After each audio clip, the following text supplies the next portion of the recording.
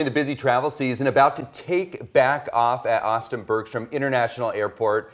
The airport says NASCAR weekend is no means like a record-setting weekend, but it's the next weekend where things really pick up even more. I mean, you got a lot happening with NASCAR, South by, spring break. We want to go live to KXAN's Barrett Tryon. We are convincing him, please do not get on a plane, stay in Austin, stay with us. Right. But we know a lot of people are. What's the airport looking like this morning? Yeah, I'm not going anywhere. Don't worry, guys. Good morning. You can see this is really the calm before the storm. It's peace and quiet right now for a Thursday morning. But airport officials say about 29,000 people are expected to fly through the airport here for NASCAR events alone. And that by no means is a record breaker, as we mentioned. By no means is that record setting. But it's what's coming after that that will all change when we slide into next week. And that's when South by Southwest, of course, kicks off. The airport says that's when things can start to get a little wild, as you can imagine, with long lines. Its busiest day of South by last year, get this, saw some 37,000 people leave in just one day.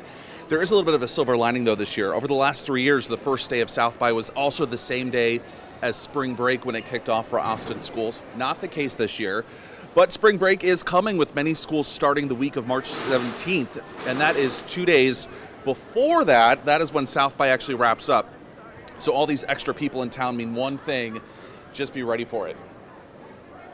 We want folks to get here with enough time, and so if you're someone that is showing up an hour and a half before your flight, you're simply not giving yourself enough time to get through TSA security and make it to your gate on time. So we recommend that most travelers plan to arrive about 2.5 hours prior to their flight's departure.